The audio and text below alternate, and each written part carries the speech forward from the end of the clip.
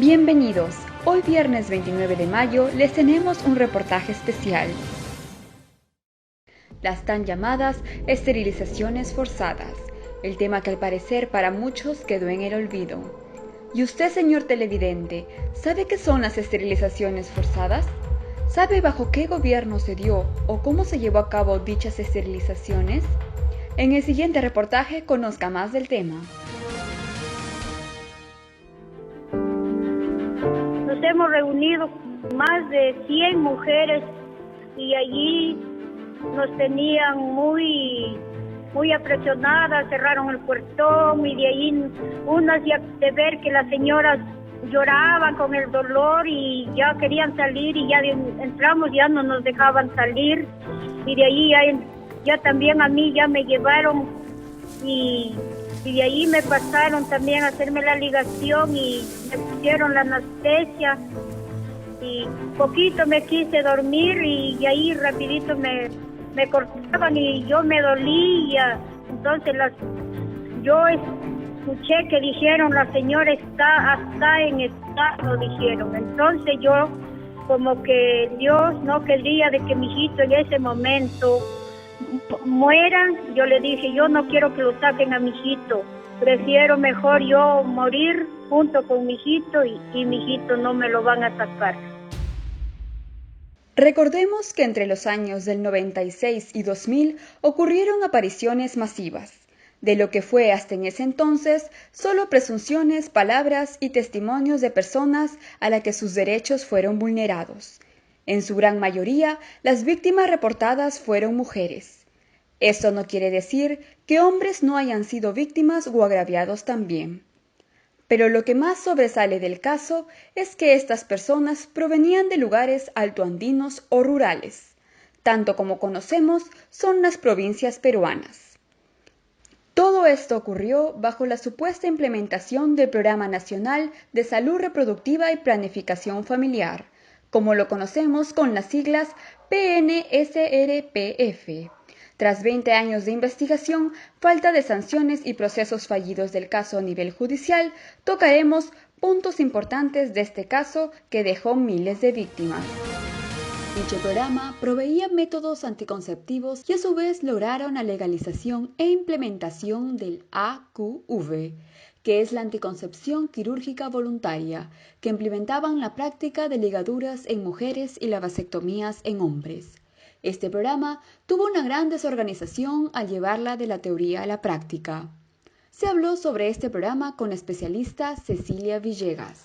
Si bien yo había vivido en los 90 en el Perú y había escuchado algo sobre el programa, como lo podíamos haber escuchado todos, no estaba familiarizada con que hubiese sido una política de Estado. Entonces comienza una investigación, esto comienza en el año 2010, esto es una investigación académica. Mi idea fue entrar a analizar el diseño de la política pública y descubro que no fue una política pública de esterilización forzada, fue en realidad un programa de salud reproductiva y planificación familiar que en su momento atendía alrededor de 850.000 familias al año y proveía de todos los métodos anticonceptivos que en ese momento existían en el mercado, desde inyecciones de Depo-Provera, condones, píldoras, la T de cobre, pero además se legalizó la ligadura de trompas, que es la correcta denominación. Esterilización, la ligadura de trompas no es una esterilización.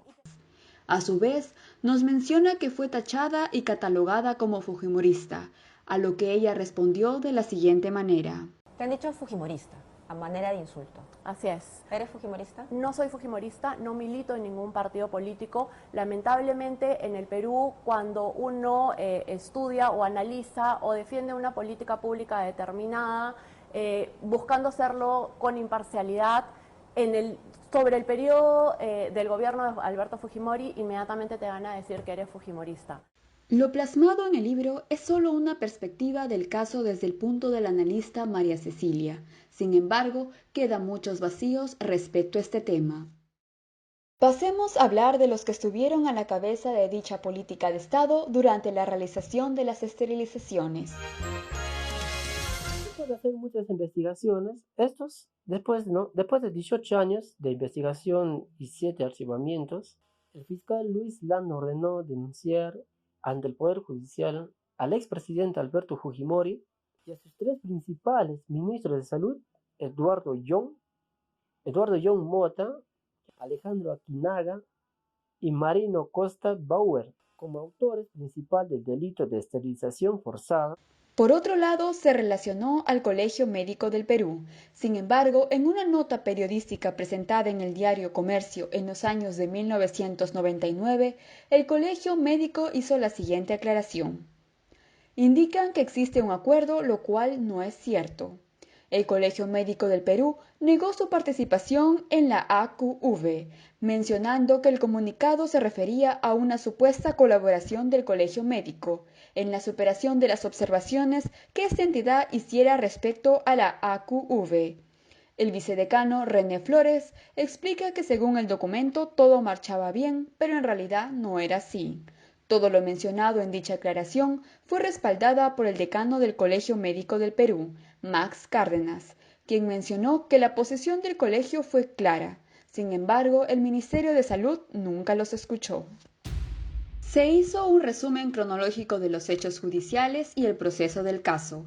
Es así como se da que en el 2012 se abre la investigación del caso a través de la Comisión Investigadora del Congreso, con el presidente Chávez Chucho, quien presentó en el 2002 una orden constitucional contra los miembros de aquel Estado. Sin embargo, en el 2008 se da el primer archivamiento del caso. Un año después, en el 2009 se presentó más de 3 notificaciones de archivamiento en la Fiscalía Superior. Prosiguiendo, en el año 2010 se presentó la queja de la esterilización forzada. En el año 2011, la reapertura de la investigación. En el 2012 se realiza una actualización de pruebas, todo esto presentado en un documento. En el 2014 se da el segundo archivamiento y posteriormente también se da la realización de cambio de jueces y fiscales. Hablando de la ausencia de justicia para las víctimas, es a partir del caso de la señora Mestanza Chávez que el Estado se compromete a investigar y sancionar a toda persona que sea partícipe de los hechos, sea como autor intelectual, material, mediador u otra condición, aun en el caso de que se trate de funcionarios o servidores públicos, sean civiles o militares que hayan participado en dicho caso, pues esta mujer falleció tras realizarse una esterilización quirúrgica involuntaria. Es decir, casi 9 años luego del acuerdo de solución amistosa, se ha incumplido la reparación educativa y el compromiso de investigar y sancionar a los responsables. Las familias de todas las mujeres y varones siguen exigiendo que se dé a conocer la verdad sobre las circunstancias y la magnitud de esta transgresión. Se identifiquen, se juzguen y sancionen a médicos, el personal de salud, mentores políticos intelectuales de la práctica y se le repare de manera integral por esta agresión padecida, no solo recibiendo indemnización, también medidas de rehabilitación y sobre todo medidas que permitan restablecer su dignidad y reputación. Hasta la fecha, las sanciones ante dichos casos no han sido justas. Siempre se han encontrado con obstáculos y a lo largo de los años no se ha podido garantizar ni a las víctimas ni a sus familias el acceso a la justicia ni a su reparación integral. Claro ejemplo es la sanción no adecuada para el expresidente que regía en esa etapa. Fujimori se encuentra cumpliendo una condena por otros daños a la humanidad y genocidio. Por otro lado, el personal de salud involucrado o implicado no ha recibido sanción alguna. Si hablamos de la negligencia del cuerpo médico y las tan famosas cuotas, se ha mencionado que el Programa de Salud Nacional Reproductiva y Planificación Familiar tuvo errores desde su planificación hasta su desarrollo. Las malas praxis del cuerpo médico son uno de los problemas que más ha generado consecuencias irreversibles y asimismo que han causado repercusiones físicas y psicológicas en sus víctimas hasta la actualidad. Las condiciones médicas en las que se llevaron a cabo este programa, en la mayoría de casos comprobados, son inhumanos, puesto que a muchas de las víctimas mencionan que fueron obligadas e incluso llevadas a la fuerza a hospitales o postas médicas, para que se realizara la dicha esterilización. Se menciona la existencia de cuotas impuestas por las autoridades médicas. El exministro de Salud durante el periodo 2001 y 2002, Luis Solari, pudo obtener información fundamental de las tan habladas cuotas. Y en estas denuncias aparecieron, primero, se descubrió el tema de las cuotas. O sea, el personal de salud tenía que cumplir cuotas en tiempos determinados. 2, los incentivos al personal de salud para que cumplieran la cuota, premios. 3, y ahí ya comenzaron a aparecer los relatos de las mujeres esterilizadas.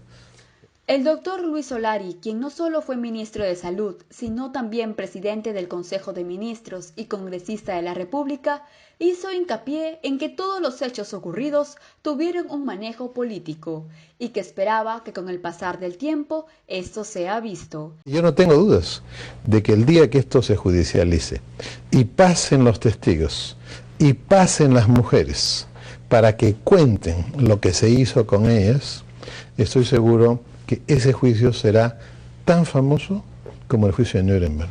Porque lo que yo he tenido que escuchar como ministro, como miembro de la comisión del Colegio Médico y directamente de mujeres involucradas en este proceso, ha sido terrible. Su conclusión es que este proceso se judicialice, o de acuerdo a lo que usted ya vio, no se me va a adelantar seguramente en dar su punto de vista, pero cree que efectivamente ya hay culpables. Usted, si fuese juez, ya contaría con eso, o que su conclusión es hay suficientes indicios para que se judicialice el tema. Pero usted lo vio de cerca, usted ya debe. Mire, lo único que tiene que hacer, señor Zubacker, es sentar en el lugar donde yo estoy a una mujer esterilizada a la fuerza y que ella cuente cómo fue. Lo vamos a hacer después de escuchar eso, no habrá nadie en el Perú que tenga dudas de cómo se actuó. Antes de finalizar la entrevista, dejó entrever que los responsables eran los ministros de Salud de ese entonces, Marino Costa Bauer y el excongresista Alejandro Aguinaga, mismo que fue viceministro en la época de los hechos. Y quiero decírselo desde aquí a mi colega y congresista Alejandro Aguinaga.